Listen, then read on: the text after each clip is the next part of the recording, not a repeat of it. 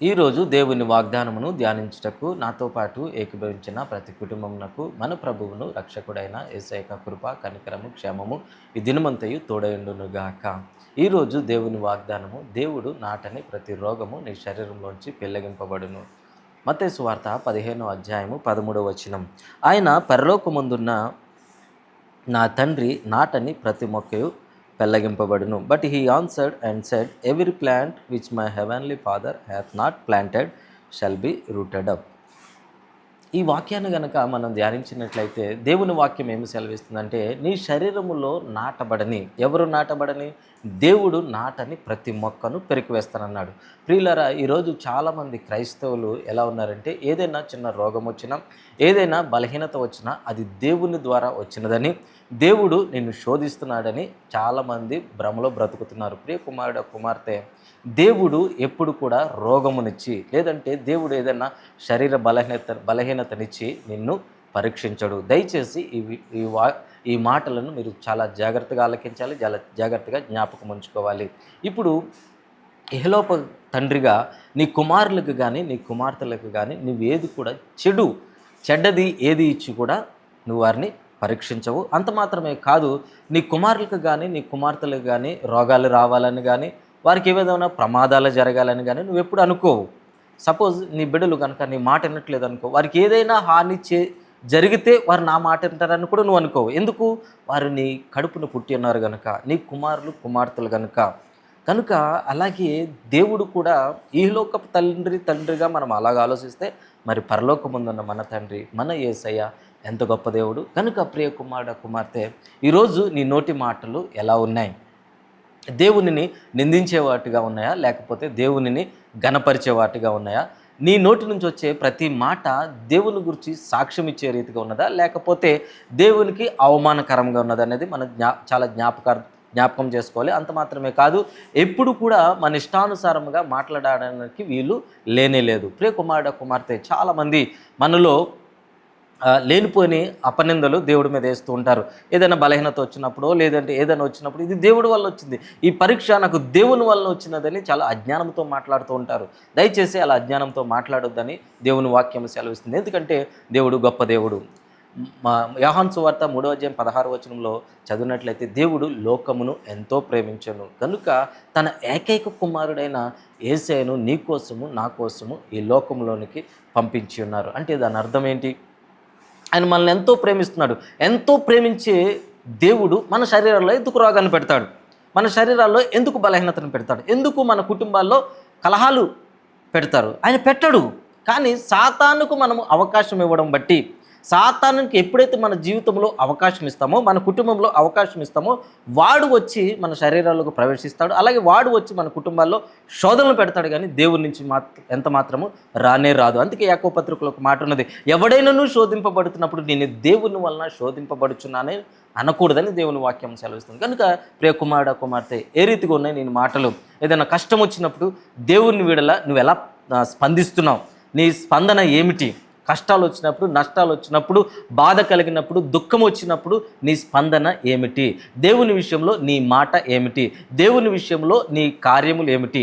దేవుని విషయంలో నీ అడుగు జాడలు ఎలా ఉన్నాయనేది నువ్వు పరీక్షించుకోవాలి. కనుక నీ శరీరాల్లో కానీ, లేకపోతే నీ కుటుంబంలో కానీ ఏదొచ్చినా అది మనం తీసుకునే నిర్ణయాలను బట్టే తప్ప దేవుడు దానిని అలౌ చేయడు అనేది మీరు చాలా జ్ఞాపకార్థం చేసుకోవాలి, జ్ఞాపకం ఉంచుకోవాలి. అందుకనే మత్తయి సువార్త 15:13 ఉంది, నా తండ్రి నాటని ప్రతి రోగమును, ప్రతి దానిని ఆయన పెరికివేస్తాడంట. హల్లెలూయా.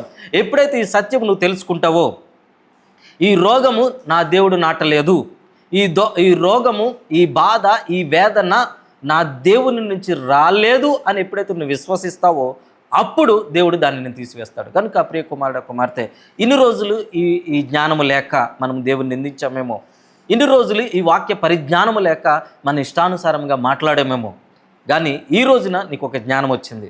ఈ రీతిగా మాట్లాడకూడదనే జ్ఞానం వచ్చింది.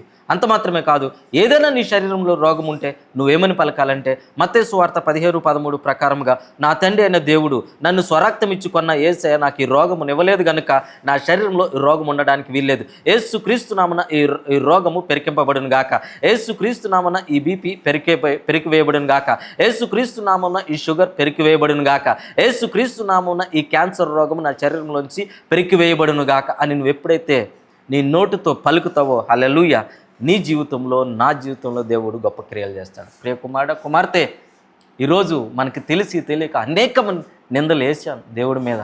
అందుకనే ఈరోజు దేవుని వాక్యం నీతో సూటిగా మాట్లాడుతుంది. ఇక్కడి నుంచి ఆయన నిందించొద్దు, ఆయన నిన్ను ప్రేమిస్తున్నాడు. నిన్ను తన స్వరక్తం ఇచ్చి, గొర్రెలను బట్టి కాదు, గొడ్లను బట్టి కాదు, కానీ ఆయన స్వరక్తము సిందించి నిన్ను నన్ను కొన్నారు కనుక ఆ దేవాతి దేవుడు కానీ యేసయ్య కానీ మనకి శోధననిచ్చో రోగమిచ్చో ఆయన మనల్ని పరీక్షించరు. కనుక ప్రియ కుమారుడు కుమార్తె, ఈ ఉదయకాల సమన ఈ వాక్యం విన్న నీవు నీ మాటలను సరిచేసుకో. ఏదైనా బలహీనత వచ్చినా, ఏదైనా రోగం వచ్చినా, ఇది నా దేవుడి నుంచి వచ్చినది కాదు, ఇది సాతాను నుంచి వచ్చినది కనుక నా దేవుడు దీనిని తీసివేస్తాడు అని దేవుడు తీసివేస్తాడు. ఎప్పుడు తీసివేస్తాడు? వాక్యం ఎత్తి పలుకుటను బట్టి. ఇది జ్ఞాపకం ఉంచుకోవాలి. చాలామంది రోగం ఉన్న, బలహీనత ఉన్న ఉపవాస ప్రార్థనలు చేస్తారు. ఒకసారి ఒక సహోదరి నాకు దుబాయ్ ప్రాంతం నుంచి కాల్ చేసి ఆమె శరీరంలో షుగర్ లెవెల్స్ బాగా ఎక్కువైపోయినాయి అంట. పాస్టర్ గారు, నాకు షుగర్ లెవెల్స్ ఎక్కువైపోయినాయంటే నా కోసం ప్రార్థన చేయమంది. నేను ప్రార్థన చేసిన తర్వాత, ఓకేమ్మా మీకు అంతా మంచిగా అయిపోతుంది, భోజనం చేశారా అని నేను అడిగా. లేదు పాస్టర్ గారు, నేను భోజనం చేయలేదు అన్నది ఆవిడ. ఎందుకు చేయలేదమ్మా అంటే, ఈరోజు ఉపవాసం అండి అని అన్నది. నేనన్నా, షుగర్ వ్యాధి ఉన్న వాళ్ళు ఎవరన్నా ఉపవాసం చేస్తారా? చెప్పండి ప్రియులారా, మీరే గమనించండి. షుగర్ వ్యాధి ఉన్న వాళ్ళు ఎవరైనా ఉపవాసం ఉంటారా? ఉండకూడదు. ఎందుకంటే ఆల్రెడీ శరీరంలోకి నీకు రోగం వచ్చింది. కానీ ఆ రోగాన్ని వాక్యము ద్వారా నువ్వు పెరికి వేసుకోవాలి తప్ప ఉపవాసం ఉండుటని బట్టి అది నీ శరీరంలోంచి పోదు. ఎందుకంటే ఇంకా ఆ షుగర్ లెవెల్స్ ఎక్కువ అవుతాయి. అందుకని షుగర్ ఉన్న వాళ్ళు సమయానికి తినాలంటారు. కనుక ప్రియ కుమారుడు కుమార్తె, నీ శరీరంలో రోగం పెట్టుకుని, బలహీనతలు పెట్టుకుని ఇంకా దేవుడు ఉపవాసం ఉంటే స్వస్థపరుస్తాడు కాదు, అది అజ్ఞానము. అందుకనే యెషయా గ్రంథం 4:6లో ఒక మాట ఉన్నది, నా ప్రజలు జ్ఞానము లేక నశించిపోతున్నారు. కనుక మన జ్ఞానముగా ప్రవర్తించాలా. ఆల్రెడీ నీ శరీరంలో ఏదైనా బలహీనత ఉన్నప్పుడు నువ్వు మంచిగా తిను, వాక్యమును ఎత్తిపట్టు పలుకు. మత్తయి సువార్త 15:13 ఎత్తిపట్టు పలుకు, ప్రభువా ఈ రోగము సాతాను నాటి ఉన్నాడు కనుక దీన్ని పెరికివే అని ఎంతగా నువ్వు మాట్లాడుతావో అంతగా నీ రోగం బయటకు పోతుంది. కనుక ప్రియ కుమారుడు కుమార్తె, అజ్ఞానంతో ప్రవర్తించవద్దు, దేవుని మీద అపనిందలేయొద్దు, శరీరాన్ని నల్లగొట్టుకోవద్దు. కూర్చుని మత్తయి సువార్త 15:13 పలుకు, తద్వారా నీ శరీరంలోంచి ఆ రోగం బయటకు పోతుంది.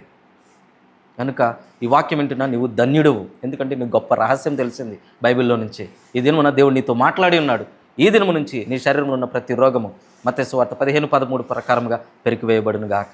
దేవుడి మాటలను దీవించును గాక. ప్రార్థన చేద్దాం. ప్రేమగల తండ్రి, కృపగల యేసయ్య, ఆదరణకర్త అయిన పరిశుద్ధాత్మదేవ, మీ ఘనమైన, శ్రేష్టమైన, ఉన్నతమైన, ప్రశస్తమైన నామమునకు వేలకొలది వందనం చెల్లిస్తున్నాను ప్రభా. అవును ప్రభా, ఇంతకాలము మా శరీరంలో వచ్చిన రోగము కానీ, మా కుటుంబంలో వచ్చిన అలజడులు కానీ, ఇవి మా పరీక్షల నిమిత్తం వచ్చినాయని, పరలోకం నుంచి వచ్చిందని, నీ నుంచి వచ్చిందని అజ్ఞానంతో పలికిన్నాం ప్రభా. కానీ ఈ దినమున నీ వాక్యం ద్వారా మాట్లాడి ఉన్నావు. ఇది నా యొద్ద నుంచి రాలేదు, దాన్ని నువ్వు పెరికివేయాలి, నోటి మాటను బట్టి పెరికివేయాలని ఈ దినమున మాతో మాట్లాడి ఉన్నావు ప్రభా. సంఘానికి ఇచ్చిన ఈ వాగ్దానాన్ని బట్టి వందనాలు ప్రభా.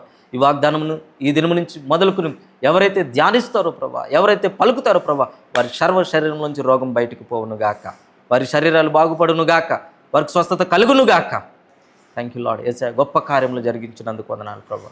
యేసయ్య, నువ్వు కనికరము చూపినందుకు వందనాలు ప్రభా. కనికర స్వరూపుడా, ఎవరైతే అజ్ఞానముతో బ్రతుకుతున్నారో వారిని మీరు కనికరించినందుకు వందనాలు. ఈ దినం నుంచి జ్ఞానానుసారంగా ప్రవర్తించి వారి శరీరంలో ఉన్న రోగమును, వాక్యమును పలుకుటను బట్టి బయటికి పోవును గాక.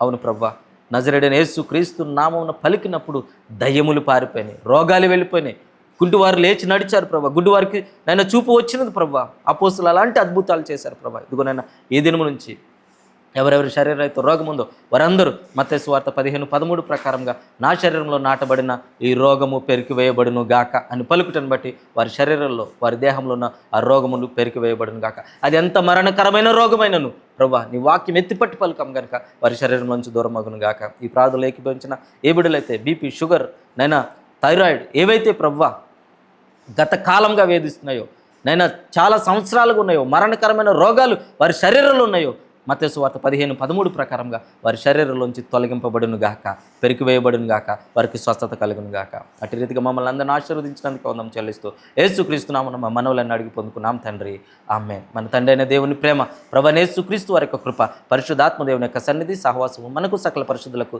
సదాకాలము తోడేండును గాక, ఆమేన్. దేవుడి మాటలను దీవించును గాక. అందరికి వందనాలు. షాలోమ్.